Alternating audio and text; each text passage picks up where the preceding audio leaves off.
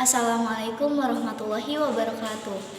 Alhamdulillahirabbil alamin wabihi nasta'in wa ala umuri dunya waddin wassalatu wassalamu ala asrofil anbiya'i wal mursalin wa ala alihi wa sahbihi ajmain amma ba'du. Perkenalkan, nama saya Nabila Salsabil dan rekan saya Adin Fadilah yang akan mempresentasikan mata kuliah Akhlak Aswaja yang berjudul Ajaran Tasawuf Sunni dan Akhlaki. Sebelumnya yang terhormat dosen pengampu yaitu Dr. Ahmad Idofi, SPDI, MPDI, dan teman-teman sekalian yang mendengarkan penjelasan ataupun pemaparan dari kami. Nah, seperti kita mengulas kembali pada minggu-minggu kemarin, bahwasanya sudah dipaparkan pula terkait ajaran tasawuf akhlaki maupun sunni dan falsafi. Dan di sini juga pada bagian ini kami akan membahas terkait mahkomat dan ahwal dan sebagainya. Nah, jika berbicara mengenai tasawuf, berarti kita memperbincangkan makomat dan ahwal. Nah, keduanya ini dapat dikatakan sebagai rukun ataupun sebuah pondasi tasawuf. Tak mungkin ada tasawuf bila baik ia sebagai pengetahuan ataupun sebagai amalan tanpa kehadiran makomat dan ahwal itu sendiri. Baiklah, langsung saja ke materi pertama, yaitu tentang makomat. Pengertian makomat sendiri secara harfiah, makomat berasal dari bahasa Arab yang berarti tempat orang berdiri atau pangkal mulia. Nah, istilah ini selanjutnya digunakan untuk arti sebagai jalan panjang yang harus ditempuh oleh seorang sufi untuk berada dekat dengan Allah. Nah, kemudian ada secara terminologi. Secara terminologi, istilah makom mengandung pengertian yaitu kedudukan, tingkatan, posisi, ataupun tahapan hamba dalam mendekatkan diri kepada Allah Subhanahu wa taala. Di mana makom ini sering dipahami oleh para sufi sebagai tingkatan, yaitu tingkatan seorang hamba di hadapan Tuhannya, di hadapannya dalam hal beribadah dan latihan-latihan jiwa yang dilakukannya. Yang kedua ada ahwal. Nah, ahwal ini adalah merupakan bentuk jamak dari hal, seperti halnya makom. Hal ini digunakan kaum sufi untuk menunjukkan kondisi spiritual. Nah, kata hal dalam perspektif tasawuf sering dikatakan yaitu keadaan. Maksudnya keadaan dalam kondisi spiritual. Kemudian juga secara teoritis memang bisa dipahami bahwa kapanpun seorang hamba mendekatkan diri kepada Allah dengan cara berbuat kebaikan, ibadah, riyadhah, dan mujahadah, maka Allah akan memanifestasikan dirinya dalam kalbu hamba tersebut. Seperti itu. Kemudian baik, di sini saya akan menjelaskan tentang makomat seperti yang sudah tadi dijelaskan oleh saudari Nabila tentang makomat yang merupakan tempat atau perjalanan yang ditempuh oleh seorang sufi. Nah, yang pertama itu ada zuhud. Nah, zuhud merupakan sikap ketidaktertarikan kepada sifat-sifat yang duniawi. Tetapi zuhud lebih kepada sifat-sifat ukhrawi, di mana tidak mementingkan perkara dunia tetapi hanya mementingkan perkara-perkara akhirat saja. Nah, selanjutnya yang kedua ada taubat, yang mana taubat adalah rasa penyesalan yang sungguh-sungguh di dalam hati disertai permohonan serta meninggalkan segala perbuatan yang menimbulkan dosa. Nah, selanjutnya yang ketiga ada waro. Waro merupakan sikap hati-hati terhadap ketentuan-ketentuan Allah. Nah, orang yang memiliki sifat waro ini biasanya menghindari dosa atau perbuatan-perbuatan yang tercela maupun perbuatan-perbuatan kecil yang dapat menimbulkan dosa.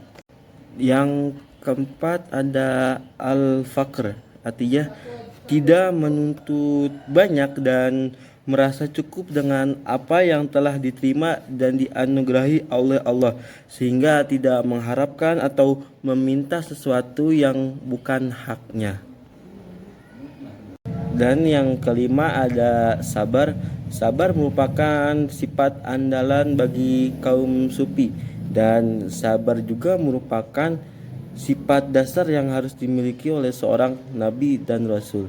Dan di sini juga sabar terbagi menjadi tiga, yaitu yang pertama sabar dalam beribadah kepada Allah, yang kedua sabar dalam cobaan dari Allah, dan yang ketiga sabar dalam menjauhi larangannya.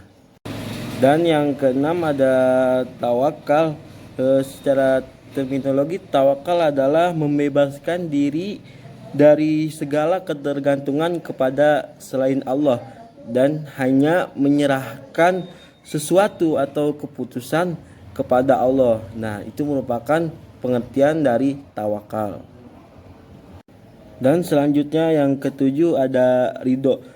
Ridho berarti menerima dengan rasa puas terhadap apa yang telah dianugerahkan oleh Allah Subhanahu wa taala dan mampu melihat hikmah atas apa yang telah diberikan oleh Allah Subhanahu wa taala kepada kita. Dan yang kedelapan ada mahabbah atau mencintai Allah. Dan mahabbah adalah tahapan tertinggi kepada mencari ridhoan Allah Subhanahu wa taala. Karena mahabbah ini kita meyakini bahwasanya hanya Allah lah yang Maha Pengasih, hanya Allah Maha Penyayang, dan hanya Allah yang Maha Pemberi. Dan yang terakhir ada ma'rifah. Ma'rifah berasal dari bahasa Arab, yaitu yang artinya mengetahui. Nah, di sini dapat diartikan bahwasanya ma'rifah artinya mengetahui atau mengenal Allah dengan hati. Nah, ma'rifah juga sekaligus ujung perjalanan dari ilmu pengetahuan, yang mana unsur dari ma'rifat adalah cinta dan hasil dari ma'rifat adalah pandangan. Baik, selanjutnya di sini saya akan menjelaskan tentang ahwal yang sering dijumpai oleh para ahli sufi. Nah, seperti yang sudah dijelaskan oleh saudari Nabila, bahwasanya ahwal merupakan keadaan-keadaan yang dijumpai oleh ahli sufi. Baik, langsung saja ke yang pertama, yaitu ada muhasabah dan muraqabah, di mana muhasabah artinya meyakini bahwa Allah mengetahui segala sesuatu yang ada pada pikiran kita, rahasia dalam hati kita. Dan muraqabah adalah bahwasanya kita selalu diawasi oleh Allah Subhanahu wa taala. Dan yang mana muraqabah dan muhasabah ini merupakan salah satu ahwal yang penting yang dimiliki oleh para ahli sufi. Dan selanjutnya yang kedua ada hub atau cinta. Cinta maksudnya adalah cinta seorang hamba kepada Tuhan. Dalam pandangan tasawuf, pada dasarnya anugerah yang menjadi dasar pijakan ahwal adalah cinta, seperti halnya taubah yang menjadi dasar atau pijakan dari makomat. Selanjutnya yang ketiga ada roja dan khauf. Roja yang artinya harap, berharap, dan khauf yang artinya takut.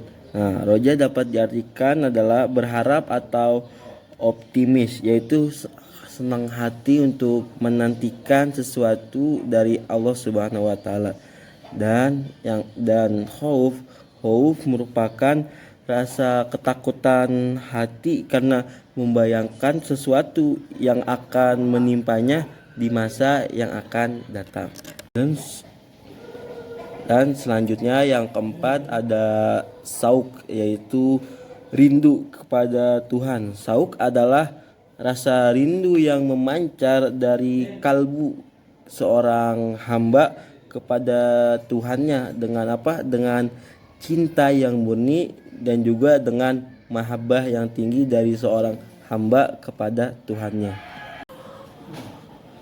Dan yang terakhir ahwal yang dijumpai oleh ahli sufi yaitu uns atau intim adalah keadaan jiwa dan seluruh ekspresi yang terpusat pada suatu titik sentrum yaitu Allah Subhanahu wa taala. Artinya tidak ada rasa, tidak ada yang diingat dan tidak ada yang diharap kecuali kepada Dia, yaitu kepada Allah. Nah, jadi dalam uns ini atau intim ini para ahli sufi tidak ada yang tidak mengingat, tidak berharap dan tidak menyembah kepada selain Allah Subhanahu wa taala.